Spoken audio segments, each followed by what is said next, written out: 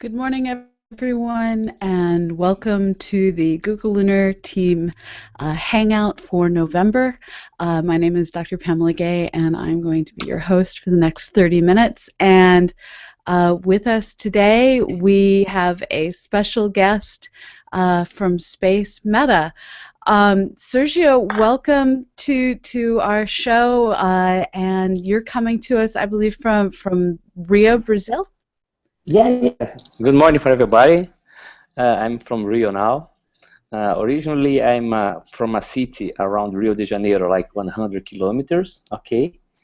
I'm outside, but at this moment, I'm in front of the beach of Rio de Janeiro, in Oh, Ipanema. that is a fabulous place to be. I've got to visit there a few times, and you Great. have one of the most dynamic coastlines geologically, and as a scientist, Oh, thank you. that's It's very beautiful. But now it's yes. very hot. Today is very hot here. Oh, it's snowing here, so yeah, that's kind of a point of pain. But we're here to talk about the moon and not so much about the weather. And Um, your team is working to get yourselves to the moon. You have a contract in place for a launch vehicle, and you're doing something that is somewhat novel for your nation. And I'd love to hear what inspired you to pull together a team and start saying we're going to get to the moon. Well, as you know, Brazil has a region near equator, okay? And this is the most perfect place to launch vehicles. So we have two air bases here in Brazil, okay? One is in Natal and another is in Alcântara, in north. We are only 2 degrees from the equator line. So it's extremely appropriate to launch vehicles to the space using this geographical condition because it can reduce the fuel consumption in about 30%. So And technically, and to explain this a little bit to our audience, what happens is the entire planet has to rotate all the way around its axis every 24 hours. And if you're on the pole, it's not like you have to go that very far. You stand in place, the planet turns you in a circle around the tip of your head. But if you're standing on the equator, you have to whip all the way around the entire girth of the planet, and yeah, that rotation rate that you have can be used to help hurl you into space. exactly. This rotation supply you with energy. Okay, you use this kind of rotation and you got that energy and automatically it goes to your rocket. So that's where is the perfect to make the energy transfer from the Earth rotation. So this is just a geographical aspect, and we have these good conditions here. But as you know, Brazil is a country, as emergent country, is a BRIC country, and here we are extremely hungry for innovation. And if you look to the past, there is a healthy competition between Brazil and USA, and we have the title that we was the first one that fly a plane with Santos Dumont together with the brothers Wright. Okay, so innovation and especially to fly is a kind of thing that is on a Brazilian DNA. First balloon, this kind of things happened here in Brazil a long time ago. So we are totally connected with the rupture innovation. That's how we came from that. It's because our DNA. And Rio is a nation that's known for, throughout its history, having this amazing punctuated economic advancement. It's a country that went through an amazing renaissance in the early parts of the 1900s. It's beginning to go through a new renaissance today. And what you're doing is you used the fabulous title "Disruptive Innovation" for this podcast. And can you explain a little bit about this amazing idea that's starting to come out of the business world? Okay. We have in mind that Brazil is a continental country size. Okay, we are more bigger than Europe in terms of area. And there is a lot of opportunity to develop technology now to counter goals independent and even to have cooperation with another nations. As you know, Brazil has going to be the 4th or 5th economy in the world. And the big part of our rich potential came from the petroleum area. We have 8,000 coast kilometers, and Brazil needs technology to make a space surveillance for this total area, including Amazon. We call the coast area in Brazil Blue Amazon, and we call the forest Green Amazon. So this is a huge area, okay, totally preserved by nature, and counter decide that this should be safe. Space technology can help a lot of to surveillance, to monitoring that area, to control that area. So this is creating a market that only innovation can attend the demand of opportunities that we raise on it. And actual technology, actual price structure, the actual state of the art will not supply what we have there. Only garage companies like us and more these 21s that won Google Lunar XPRIZE race, it can supply that demand. And for sure, is a non-military project. This is a civil project. When you are talking about to preserve the Blue Amazon, okay, we are not talking about military in terms of military defense. We are talking about the humanity interested for the Earth. So this is the big motivation, and Rio de Janeiro is a fantastic site because of that, to develop it. And from what I understand of the theory of disruptive innovation, the idea is that when you have these punctuated major changes in technology, it can often disrupt a lot of just how people approach their world. So cell phones are a disruptive innovation because we had to relearn how to interact. Exactly. As you know, Brazil has big slums that we call favelas here in Brazil. So on the beginning of the broadband wireless, we bring more broadband access to that slums and favelas to then the class A neighborhood here. Just because they need a solution that will be much more effective than like landlines one. Because these people need the digital inclusion, they need the social inclusion, so there is no space to use low technology to them. When we think that the BRIC and emerging markets need solution, because the long distance from the top countries in the world, there is no way to adopt low technology. Only rupture technology can put everybody competing the same way. So there is a big space, there is a big opportunity for rupture technology. And typically innovation never came from the big companies. If you see, innovation always comes from garage. I don't want to talk about big brands, we know all of the ones, but if you look at what happened in IT, if you look at what happened even in the space with companies like SpaceX from Elon Musk, they was our startup.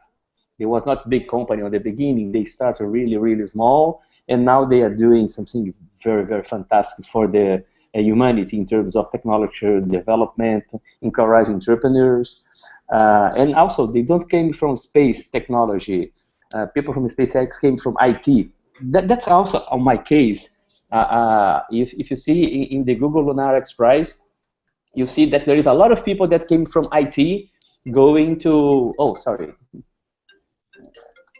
That people came from parallel technologies, not from space as a mainstream. We are learning how to go to space together with the technicians that we are bringing from that area.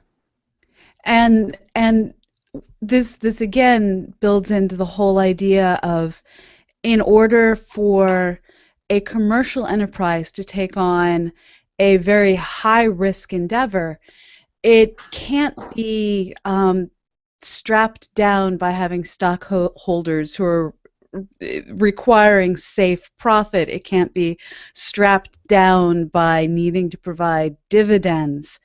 And this is where the small startups in garages, as you point out, are able to take these risks and truly innovate fields and grow them into the mature endeavors. Now, you guys aren't doing this alone. You're partnering with a Ukrainian company for your launch vehicle, and I'm probably going to mispronounce this, and I'm sorry. I believe it's Alcantara Space will be providing your launch vehicle. Can you tell us a little bit about this partnership that you're working on? Okay, it's spelled Alcantara. Alcantara is the name of a city in the north of Brazil, 2 degrees from Equator. Okay, there is in Brazil there is a company called the ACS, Alcantara Cyclone Space. This company is a big national initiative between Brazilian government and Ukrainian government.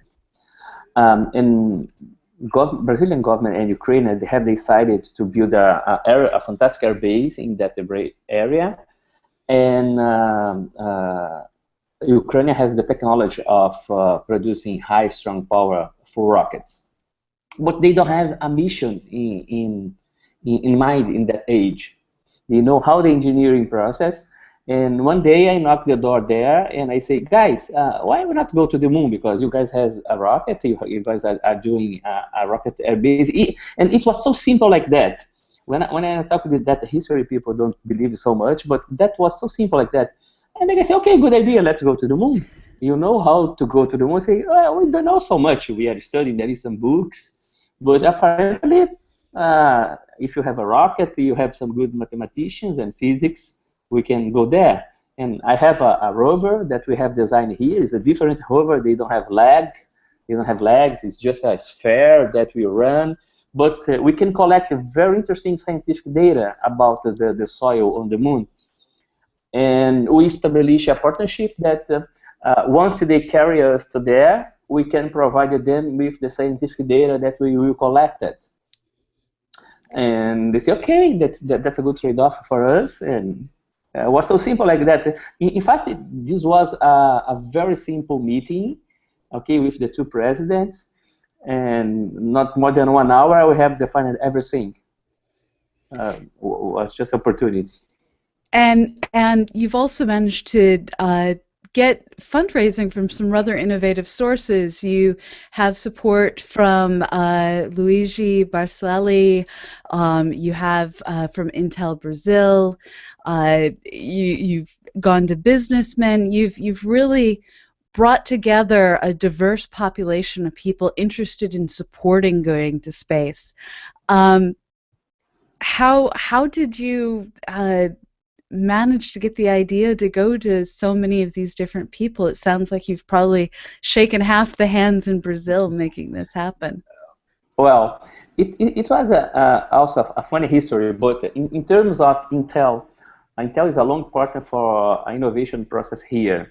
We have several projects here, like a gas station of the future is a very high-end gas station that we have produced here in Brazil, that there is a lot of cameras, robots, and things that recognize your car on the gas station during the fuel intake. And Intel was launching a new processor called Edison, and they claim that the processor is very effective, low power consumption, and a lot of things. They say, I knock the door always there and say, okay, if your processor are very, very good, we can use that one on the moon. Other way, I can use it. I need a processor, so I can use an iPhone, I can use a lot of things. They say, no, we want to sponsor that idea, but the condition is that you should use our hardware. I say, okay, that's what's so simple like that. But the history about one of the investors that we had is that on the beginning, our rocket was moved by ethanol. Was the last stage is projected to use ethanol. And we believe in ethanol because the rest of ethanol burn is water. Right. When you burn ethanol, you produce water, and water is very important on the space. So we are bringing big efforts to use ethanol in the project. Just to reference, during the Second World War, the first rocket, V1 and V2 from Von Braun, was moved by ethanol. Not Yes. so much people know about that, but actually we use hydrazine in that work. But inside our project, there is some ethanol embedded. And we go to one of the most big producers of ethanol in Brazil and say, "Oh, hi, we can use your ethanol in our rocket. What do you think?" And they can say, "Oh, good idea. I will sponsor you." So we have ethanol for free in the entire rocket, and the guys stay to, because when people started to think about that mission, it's difficult to open the door. But if you have just 1 centimeter of the door open, everybody stay passionate by the idea of the mission. We as human are navigators, so people stay passionate for the history. It's difficult to open the door. People on the beginning think, "Oh, this guy is crazy," but there is a lot of people that made a very nice job, like Elon Musk, that created a rupture in the market. He proved that it's possible to do that, and it opened the way for a lot of succeed entrepreneurs like us. So And what's interesting is ethanol, for people who don't speak chemistry, this is the same type of alcohol that is in your glass of vodka, makes your beer give you a yes, buzz. And there's actually a lot of stories from Werner von Braun and his team that when they had a successful launch, they would drink their leftover rocket fuel to celebrate. yeah, we And can have a party on the space. exactly. But more than that, unlike using a lot of the more toxic rocket fuels like hydrazine, which is extraordinarily toxic, that was actually one of the concerns with the recent Antares explosion, is they did have hydrazine that was part of the debris. Um, Ethanol, if you spill it on the ground, no big deal. And if an animal laps it up, well, now you have a slightly drunk animal. Um, and you need more ethanol. Well, there's potatoes for that. There's wheat for that. It's a completely renewable fuel source. Exactly. And so you guys are essentially building green rockets. Exactly. And you use ethanol with hydrogen peroxide. That is a very green environment combination, and probably it will be extremely easy to produce it on space. But also, I believe in the future of space, rocket moved by gas.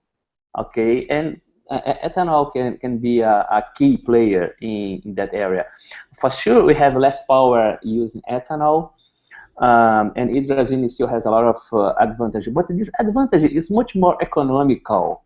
And for sure, when market starts to be more heat, we're gonna have a change in that possibility. But companies should be looking for this technological change. When we see the cyclone technology developed by Ukraine, they have launched like more than 220 rockets, and one or two fails only.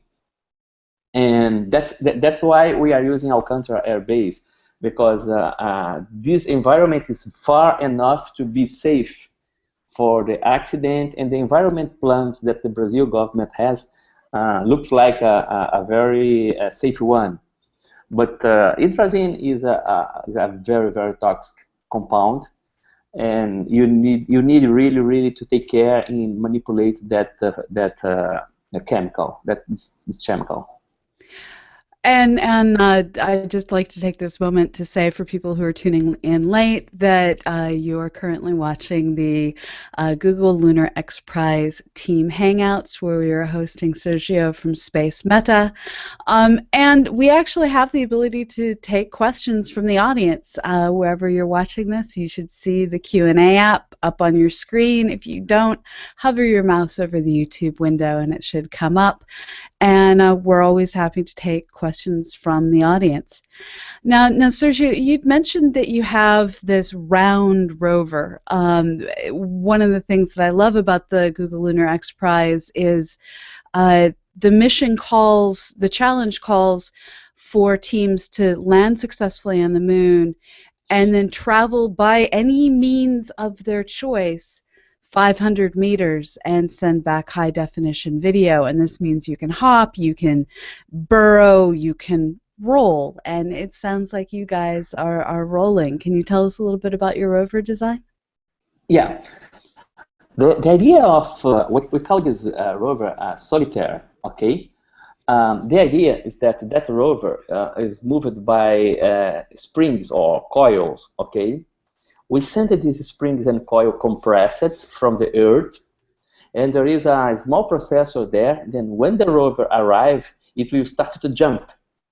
So we will not use electric power, we will not use nothing that can fail on the moon.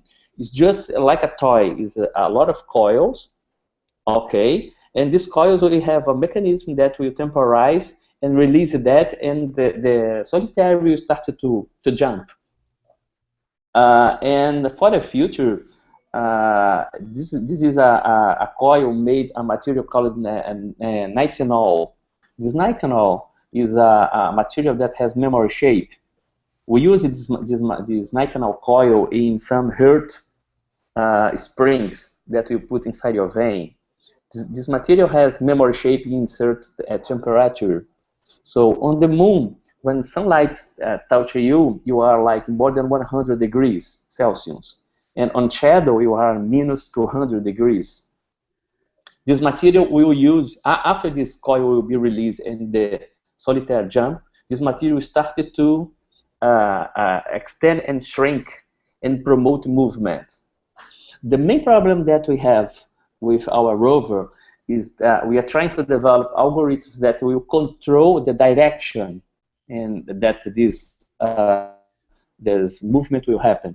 Actually, this is a little bit random, but we should have more control of the release of the coils, so we can jump in the right direction. This will be extremely useful in low gravity planets or low gravity asteroids like Moon. We have also a Mars intention in the same mission. We would like to send a ball to Mars in the same launch. It's a secondary payload that we had. And Solitaire as a rover will be not jumping there, but our rover will move by wind. Oh, The wow. storm winds of Mars surface will move forever our rover, and we will collect the data. So that's the idea. We also, for Mars mission, we don't have legs and wheels. We will be a sphere with a different design, and the wind and the storm wind will start moving forever. This one. That's the idea of a spherical design.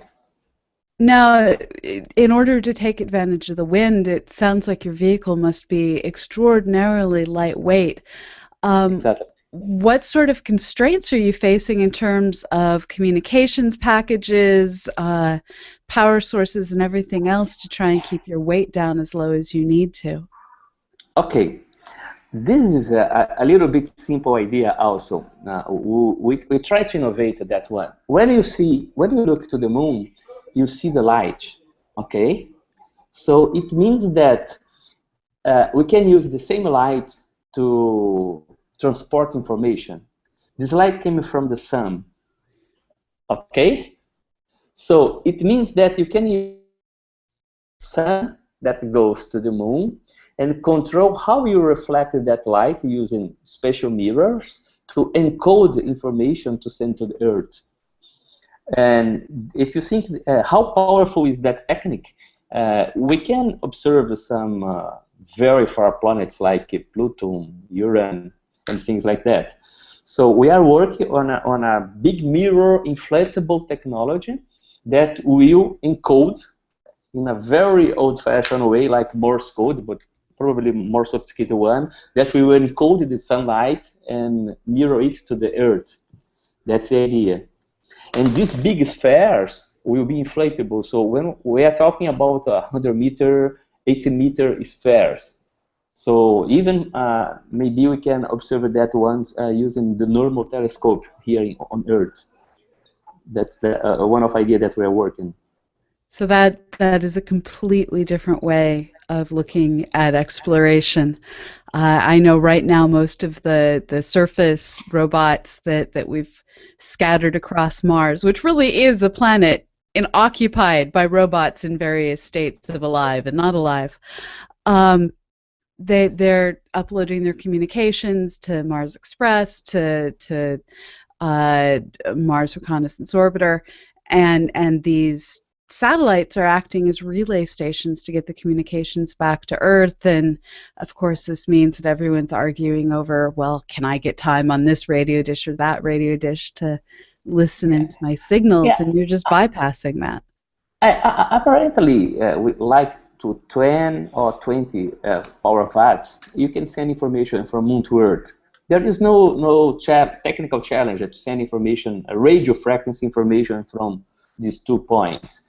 It's much more difficult to send the transmitter to there than send information from there.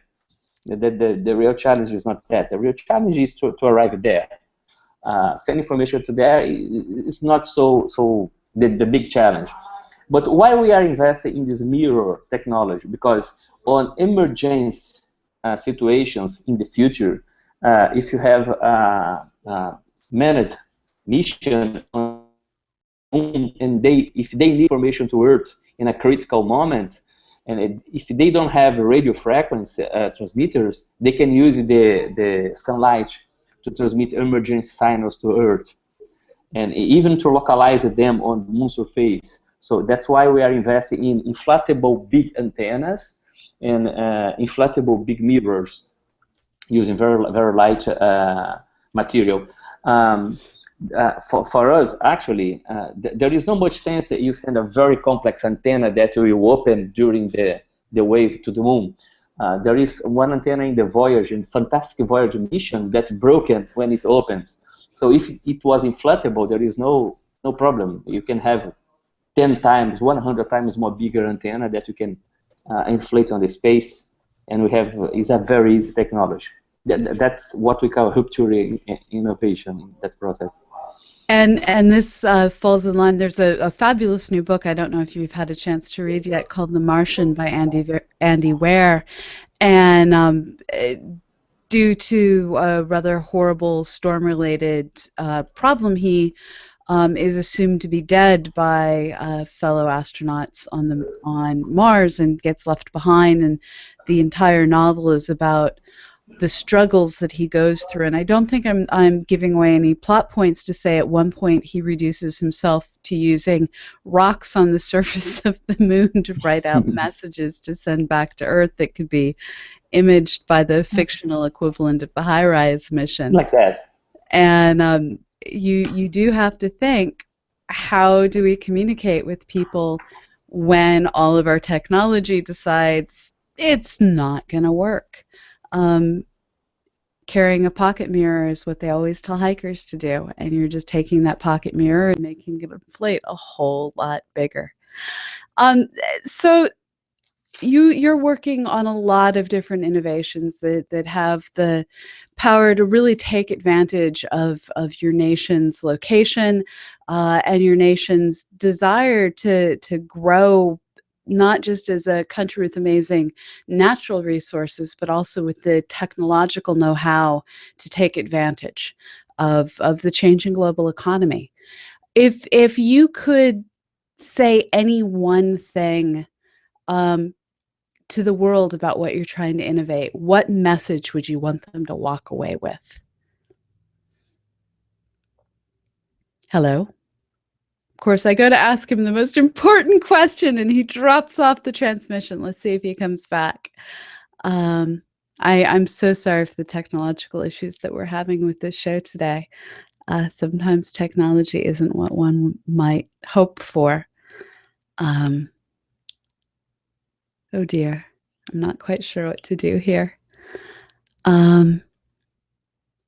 Well, audience, I can see that you're out there watching, and I deeply appreciate you joining us. I know that for most of our American audiences, this is a truly horrible time of day, and for most of our European audiences, we're hitting you right in the middle of your work day. And Australia, I think we're kind of prime-timed for you. Um, but if you have any questions, I'm always here to answer astronomy questions. And I'm going to ad lib for a couple more minutes while we wait to see if Sergio is able to come back. So for those of you who don't know a lot about the Google Lunar X Prize, this is part of a series of initiatives being funded through the X Prize Foundation.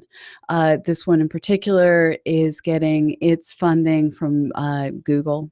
And it's just one of many different initiatives that are trying to use the potential to get a fairly significant prize, but a prize that isn't even capable of even really paying the teams for all of the R&D costs that go into their solutions. It's meant to spur and encourage, through incentivization, innovations that will change how we interact with our world and with our universe. The X Prize is currently looking at initiatives in education, in medicine. In the past, we had the Ansari X Prize, which was what funded Spaceship One, which was part of Scaled Composites and has gone on to be innovated upon by Virgin Galactic with Spaceship Two, which unfortunately did have a loss of vehicle a couple weeks ago. But these types of high-risk endeavors, they do change how we're able to move forward with our future. The Google Lunar X Prize is designed to encourage teams around the world, non-governmental teams. So these are individual, private, and nonprofit foundations that are innovating ways to get from wherever their rocket craft deposits them in orbit. Some of them are sharing a variety of different launch vehicles that get them to various places above the Earth's atmosphere, how to get from there all the way out to the moon, land safely, and then travel by whatever means possible 500 meters and send back high definition video to Earth. I've said it before and I'll say it again. In my happy little imaginary universe that does not resemble reality, there's a Sony robot out there that does some really cute little dance as it tries to travel those 500 meters. The reality of how they're doing it varies from craft that land and then take back off and have smaller accessory spacecraft, for lack of a better way to put it, landing 500 meters away. There are a variety of different rover designs that have been put together. And all of these different teams are working to develop the camera systems needed, to develop the communication systems that are needed, to develop the transport systems that are needed. And to support them in these endeavors, there are also milestone prizes that reward the teams financially for the advancement and testing that they're doing here on the surface of the Earth. And recognizing that when we actually get to the moon, it's not going to be enough to just be able to go 500 meters. There are also prizes for the teams that are able to extend how far they're able to travel to significantly greater distances, recognizing that the moon is a complex environment to explore because it has this problem with spending particular areas of the surface, spending days, weeks at a time in shadow. And so there are extension prizes as well for being able to survive the, well, basically month-long lunar night. We're going to start, hopefully in the next year, seeing teams get to the moon. And I'm not sure Sergio is going to make it back today because as we've learned before, sometimes getting the Hangout technology to function is a little bit more complicated than getting spacecrafts to function. One is constantly in beta, the other has constantly been thoroughly tested. We love our Google Hangouts, but well, as a programmer, I know how easy it is to make mistakes, and I will never program software for a spacecraft because I know how hard it is. So I'm going to actually go ahead and sign off because I'm not sure Sergio is going to make it back. And I'd encourage all of you out there listening to go ahead and learn more about the Google Lunar X Prize and find out how you can, well, be a part of exploring our solar system. If you'd like to personally get involved on the science side, join us over at cosmoquest.org. We're working to map the moon so that we can help these teams understand where is it safe to land and where's the awesome science that we need to send robots to, well, learn a little bit more about our moon. So thanks a lot. Have a great morning, afternoon, evening, no matter where in the world you may be. Thank you.